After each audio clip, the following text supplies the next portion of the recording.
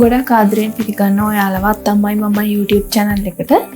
මම අද ඔයාලට කියලා දෙන්නේ one pot rice එකක් හදාගන්න විදිහ. ඉතින් මේකට අවශ්‍ය වෙන දේවල් ටික මම දැන් කියන්නම්. මම මෙතන අරගෙන තියෙනවා දෙන්නෙක්ට අවශ්‍ය ප්‍රමාණයට chicken. ඉතින් ඔයාලා ගෙදර ඉන්න ප්‍රමාණය අනුව ඒක අඩු වැඩි කරගන්න පුළුවන්.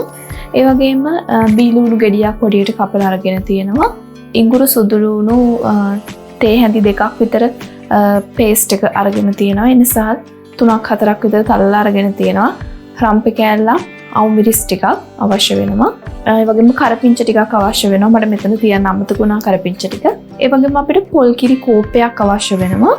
කහ කුඩු තේ හැඳි කාලා, ලුණු, රසායනුව. ඒ වගේම ලුණු කොළ ටිකක් මම අරගෙන තියෙනවා. ඔයාලට පුළුවන් ලුණු කොළ නැත්නම් ලීක්ස් ටිකක් උනත් ගන්න. ඒ වගේම දෙන්නෙක්ට අවශ්‍ය කරන ප්‍රමාණයට මම හාල් අරගෙන තියෙනවා. කීරි සම්බ තමයි ගත්තේ. ඉතින් ඔයාලට කැමති හාල් එකක් පාවිච්චි කරන්න පුළුවන්. ඒක හොඳට හොදලා අරගෙන තියෙනවා. ඒ වගේම ගම් මිරිස් කුඩු තේ හැඳි භාගයක් සහ මිරිස් කුඩු තේ හැඳි දෙකක් අවශ්‍ය වෙනවා. තව අපිට ඕන වතුර කෝප එකමාරක් විතර. ඉතින් මේ ටික තමයි අවශ්‍ය වෙන්නේ. දැන් අපි බලමු මේ one pot rice එක හදාගන්නේ කොහොමද කියලා. ඉතින් දැන් මම මුලින්ම කරන්නේ chicken ටික marinate කරගන්න ඕන. ඒකට මම chicken ටික මේ විදිහට අරගෙන ඒකට එකතු කරගන්නවා ගම් මිරිස් තේ හැඳ. ඒ වගේම මම ගත්ත මිරිස් කුඩු වලින් තේ හැඳක් එකතු කරගන්නවා. ඉතුරු තේ හැඳ තියාගෙන කහ කුඩු තේ හැඳි කාලක් මම එකතු කරගත්තා. ලුණු කුඩු තේ හැඳි භාගයක් වගේ එකතු කරගන්නවා. එකතු කරලා අපි මේ ටික හොඳට මිශ්‍ර කරගන්න ඕන. ඉතින් මේ විදිහට මැරිනේට් කරගත්ත chicken ටික පැය භාගයක් පැයක් වගේ අපිට පුළුවන් ෆ්‍රිජ් එකේ දාලා තියන්න. එන්න නැත්නම් ඒ වෙලාවෙ වුණත් හදලා ගන්න පුළුවන්. මේක ගොඩක් වෙලා තියෙනකොට අර මස් එක හොඳට රසට අපිට ගන්න පුළුවන්. මම දැන් මේ වගේ භාජනයක් ලිපේ තියලා ඒකට තෙල් ටිකක් එකතු කරගත්තා. තෙල් මේස හැඳි දෙකක් විතර.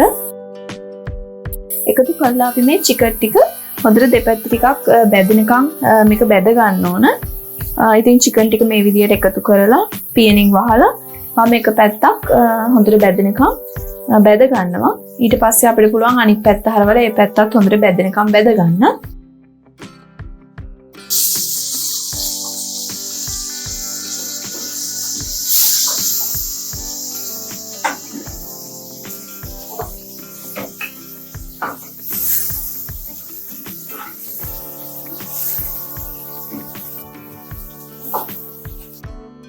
අපි chicken ටික බෙදලා වෙන භාජනයකට දාගත්තට පස්සේ ඉතුරු වෙන තෙල් වලින්ම අපිට පුළුවන් ලුණු ටික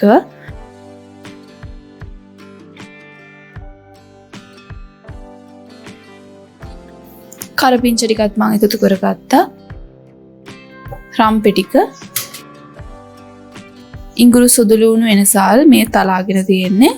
අවු මිරිස් කරල මේ ටික එකතු කරලා අපිට පුළුවන් මේක හොඳට යම් තරමක් දුරට ටෙම්පරාදු කරගන්න.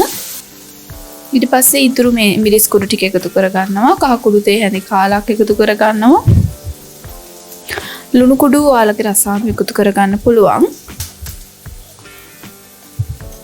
ඉතින් ඔයාලට කියන්න ඕන අනිවාර්යයෙන්ම එනසාල් එකතු කරගන්න. ඒකෙන් තමයි මේ බත් එකට හොඳ රසයක් වගේම සුවඳක් එන්නේ.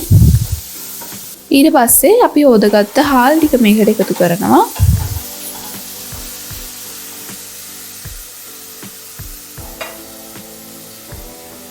ඉතින් හාල් එකතු කරගන්නකොට හොඳ හාල් එකක් බලලා ගන්න. මම නම් ගත්තේ කීරි සම්බා. බාස්මති වගේත් හොඳයි. රස හාල් එකක් තෝරගත්තම තමයි මේ බත් එක හොඳ රහට ගන්න පුළුවන්. දැන් මම මේකට පොල් කිරි කෝප්පය එකතු කරගන්නවා.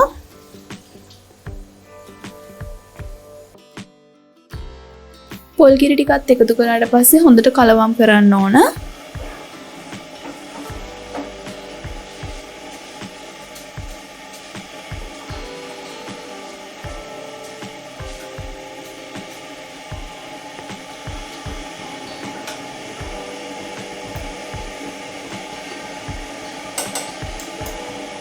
මම තව ලුණු තේ හැඳි කාලක් වගේ එකතු කරගත්තා. දැන් හොඳට කලවම් කරලා අපි හාල් එකට අවශ්‍ය කරන ප්‍රමාණයට වතුර තියාගමු. ඉතින් උණු වතුර තමයි පාවිච්චි කරන්නේ මම අද. ඔයාලා ගන්න හාල් ප්‍රමාණය අනුව වතුර අඩු වැඩි වෙන්න පුළුවන්. මට මේ බත් එක හදාගන්න වතුර කෝප්ප 2.5ක් විතර ගියා. දැන් මේ විදිහට පොල් කිරි ටිකයි වතුර ටිකයි ඔක්කොම එකතු කරාට පස්සේ පියනෙන් වහලා විනාඩි 4-5ක් විතර ගියාට පස්සේ සාමාන්‍යයෙන් බත් එකේ වතුර හිඳීගෙන එනවා අපිට තේරෙනවා.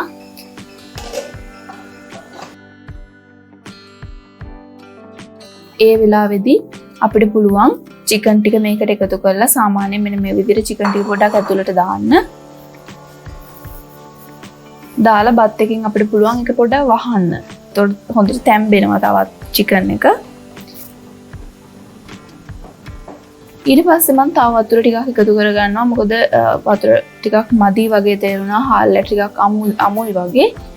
ඒක ප්‍රශ්නයක් නැහැ. මේකේ රසයට එහෙම බාධාවක් වෙන්නේ නැහැ වතුර එකතු කරා කියලා. දැන් බහලා විනාඩි 15ක් විතර අඩු ගින්දරේ අපි තියාගෙන මේක උයා ගන්න ඕනි. ඉතින් මේ විදිහට බත් එක හැදුනට පස්සේ මම උඩට ලුණු කොළ ටිකක් මේ විදිහට කපල එකතු කරගන්නවා. එකතු කරලා ආයෙත් පියනෙන් වහලා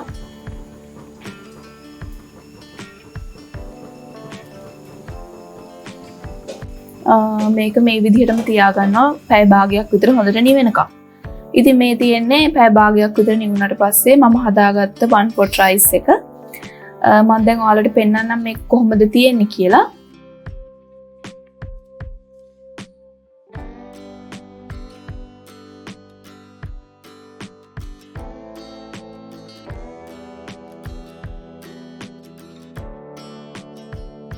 ඉතින් මේ විදිහට තමයි තියෙන්නේ.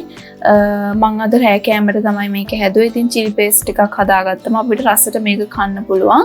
වෙනම මස් එක උයන්න ඕනේ නැහැ. වෙනම බත් එක උයා ගන්න ඕනේ නැහැ. අපිට එකටම දාලා මෙහෙම හරිම ලේසියෙන් ඉක්මනට හදාගන්න පුළුවන්. ඉතින් අපිට කාර්යබහුල වෙච්ච දවසට ඒ වගේම ටිකක් පරක්කු වෙලා නැකිට දවසට වගේ හදාගන්න පුළුවන් හොඳ බත් එකක් තමයි මේක. හරියට රහට කන්න පුළුවන් පොල් කිරි දාන නිසා. ඉතින් ඔයාලත් මේක අනිවාර්යයෙන්ම හදලා බලන්න. අත්තම්මයි මමයි YouTube channel එක subscribe කරන්න කියලාත් ගොඩක් ආදරෙන් ඉල්ලනවා. අනිවාර්යයෙන්ම හදලා බලලා මට comment එකකුත් දාන්න. එහෙනම් තවත් දවසක ඉක්මනටම ඔයාලගේ ගෙදරට එන්න. ඔයාලට සුබ දවසක්.